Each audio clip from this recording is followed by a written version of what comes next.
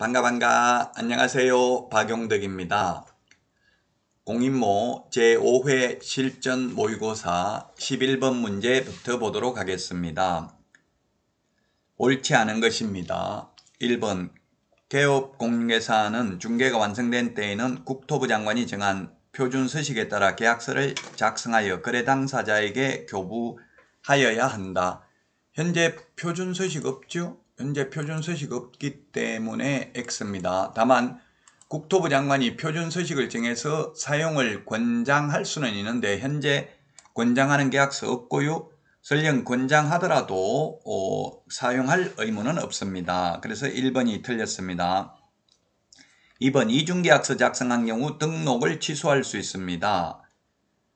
그리고 취소 안 하면 업무 정지할 수 있고요. 소속공인회사는 자격 정지할 수 있고 3번은 거래계약서에는 확인설명서 교부일자를 기재해야 됩니다.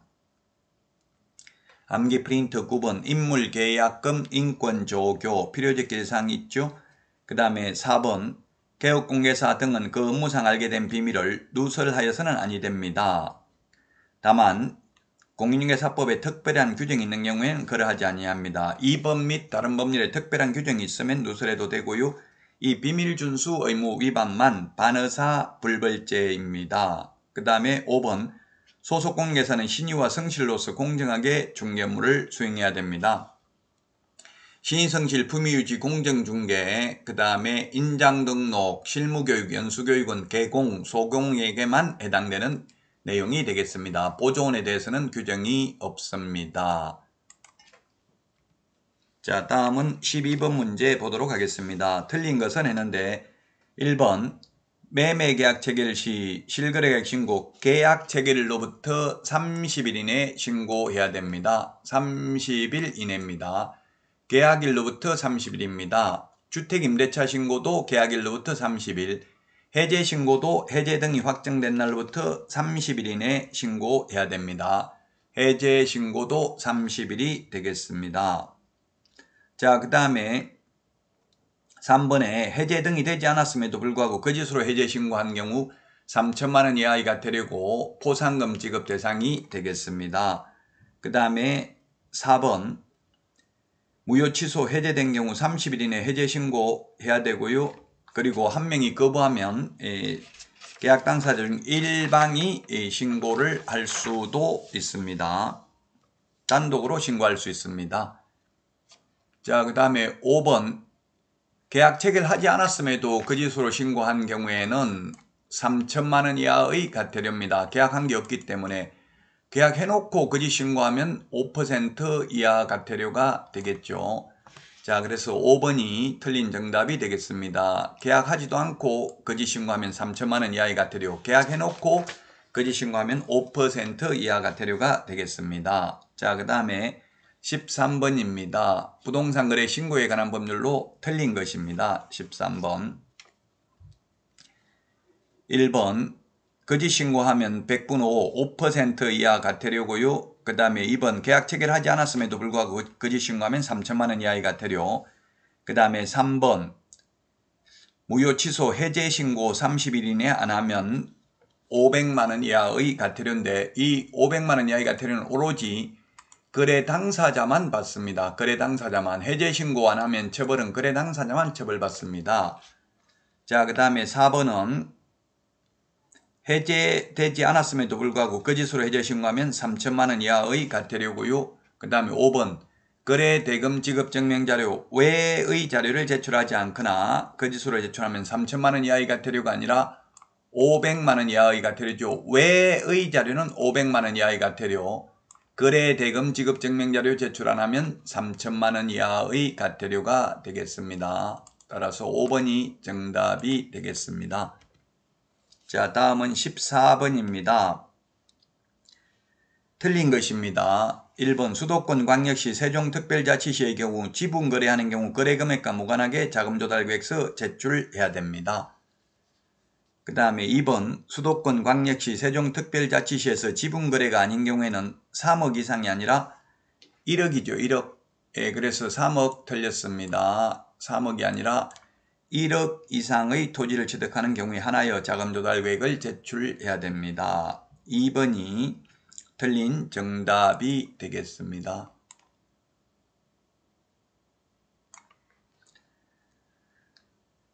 3번 신고대상 토지거래계약 체결로부터 역산하여 1년 이내에 매수한 다른 토지가 있는 경우에는 그 토지 가격을 거래가격에 합산하여 계산하고요.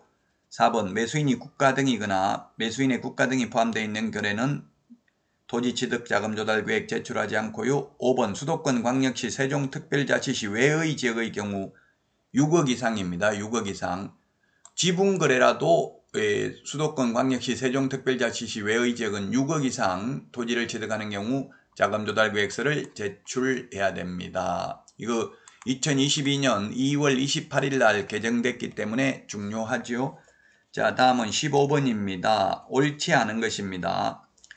1번 임목에 관한 법률에 의한 임목이 경매 등의 사유로 토지와 임목이 각각 다른 소유자에게 속하는 경우에도 토지 소유자에게 법정지상권이 인정된다 했는데 토지 소유자가 아니라 임목 소유자에게 법정지상권이 인정됩니다. 임목 소유자에게 법정지상권이 인정된다. 그래서 1번이 틀린 지문이 되겠습니다. 임목에 관한 법률 제6조에 있죠. 자, 그 다음에 2번 토지 소유자와 임목 소유자가 다르다고 하더라도 임목의 등기 여부를 토지 등기 사항 증명서 표제부를 통해서 확인할 수 있고요.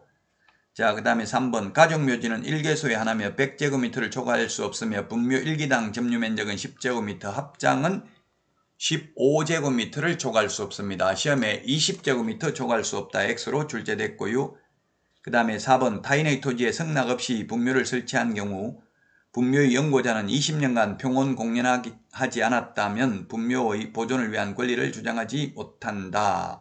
그렇습니다. 20년간 평온 공연하게 점유해야 됩니다. 5번 토지 소유자, 묘지 설치자 또는 연고자는 일정한 절차를 거쳐서 무연고 분묘에 매장된 시신 또는 유고를 개장할 수 있습니다. 개장 옮길 수 있습니다. 그래서 1번이 틀린 정답이 되겠습니다. 자, 다음은 16번입니다. 외국인 토지 취득 허가를 요하는 경우 옳지 않은 것입니다. 1번 계약을 원인으로 토지를 취득하는 경우에도 불구하고 외국인 등이 취득하고자 하는 토지가 문화재보호법 규정에 의한 지정문화재와 이를 위한 보호물 보호구역 등에 해당하는 구역, 지역 등의 토지의 경우에는 토지 취득 계약 체결하기 전에 허가를 받아야 된다. 예, 군문자야 네 군데는 허가 받아야 됩니다. 군문자야, 군사기지 및 군사시설 보호구역, 문화재보호구역, 자연환경보전법에 의한 생태경관보전지역, 야생생물 특별보호구역에서는 미리 허가를 받아야 됩니다. 2번 시장군수구청장은 외국인 등이 해당 구역, 지역 등의 토지를 취득하는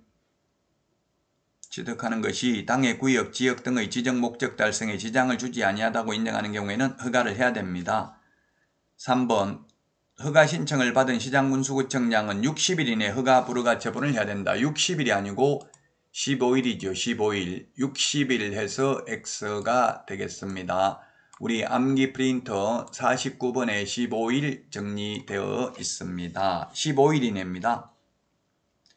자, 그 다음에 4번은 허가 안 받으면 효력이 발생하지 아니하고요. 외국인 특례에 허가 받지 않는 경우 5번 2년 이하의 징역이나 2천만 원 이하의 벌금입니다. 우리나라 시장군, 시도의사 또는 국토부 장관이 지정한 허가구역에서 허가받지 않는 경우에는 2년 이하의 징역이나 또는 당해 토지 취득 가격의 100분의 30에 상당하는 금액 이하의 벌금에 처합니다. 자, 다음은 17번입니다. 확인설명서 1의 서식 옳지 않은 것입니다. 1번 대상 물건의 상태에 관한 자료 요구사항란에는 매도 임대 의뢰인에게 요구한 사항 및 그 관련 자료의 제출 여부와 실제 권리관계 또는 공시되지 않은 물건의 권리사항부터 환경조건까지 항목을 확인하기 위한 자료의 요구 및 그 불응 여부를 적는다. 맞습니다. 자, 그 다음에 용적률, 금폐율 용적률 상한은 시군조례를 보고 기재합니다. 요거 시험에 많이 나왔죠. 금폐율 용적률 상한은 시군조례입니다. 토지이용계획 확인서를 통해서 확인하는 게 아니고요. 자, 그 다음에 3번 거래 예정금액 등의 거래 예정금액은 중개 완성되기 전의 거래 예정금액을 적고요. 그 다음에 개별 공시지가 및 건물의 공시가격은 중개 완성되기 전에 공시지가 또는 공시가격을 적습니다. 그 다음에 4번 실제 권리관계 또는 공시되지 아니한 물건의 권리에 관한 사항은 매도 의뢰인이 고지한 사항을 적으면 되겠습니다. 자, 5번 중개보수 및 실비는 개업공개사와 의뢰인이 협의하여 결정한 금액을 적되 중개보수는 실제 거래 금액을 기준으로 적는다. 이게 조금 모순인데요. 제가 생각할 때는 모순인데 국토부 진구는 잘 이 부분에 대해서 이해를 못하는 것 같더라고요. 우리 확인설명서의 서식에 보면 거래 예정 금액을 기준으로 계산한다라고 되어 있습니다. 사실은 말이 안 되죠. 중개보수를 이 거래 예정 금액이라는 것은 일종의 시세입니다. 시세대로 중개보수 받는 거 아니죠?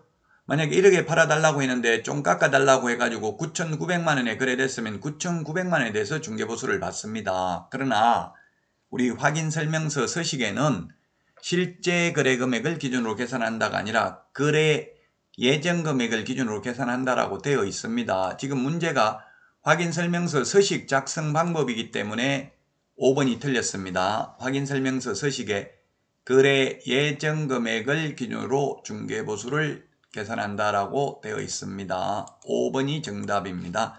입법의 불비로 생각이 됩니다.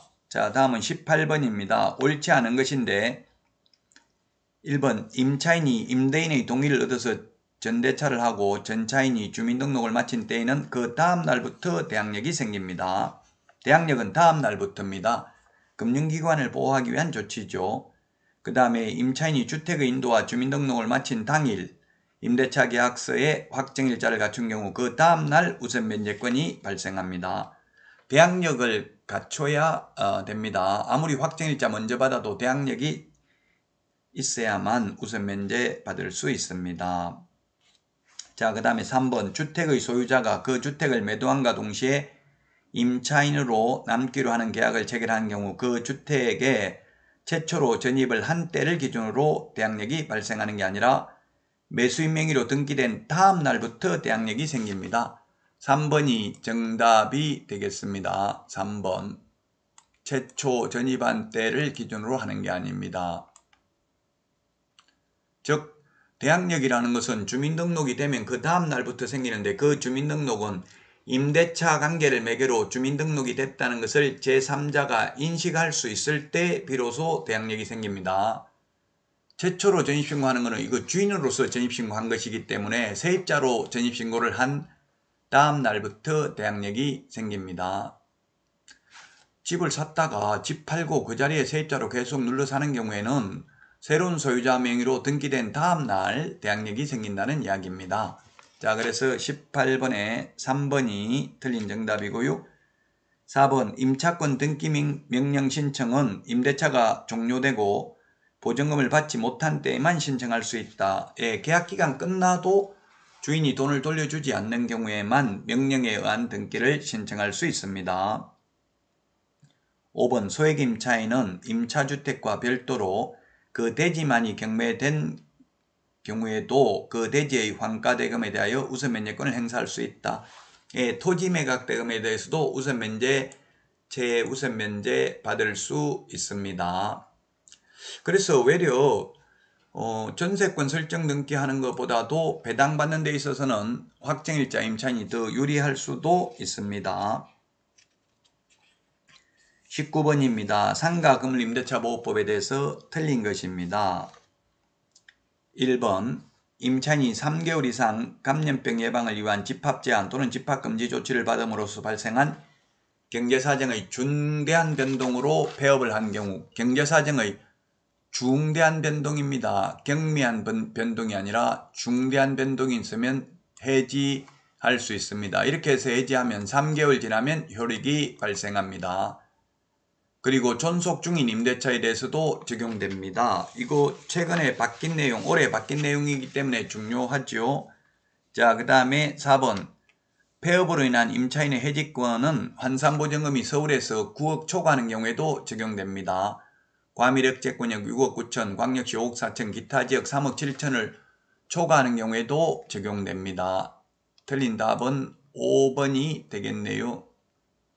주택의 경우에는 계약갱신 요구에 의해서 갱신되든 법정 갱신되든 전부 세입자가 나가고 싶으면 이야기를 하면 3개월 지나면 효력이 발생이 됩니다. 그러나 상가는 묵시적 갱신된 경우에는 세입자가 나간다고 하면 3개월 지나면 효력 발생하지만 계약갱신 요구에 의해서 갱신되는 경우에는 전임대차와 동일한 조건으로 다시 계약을 한 것으로 봅니다.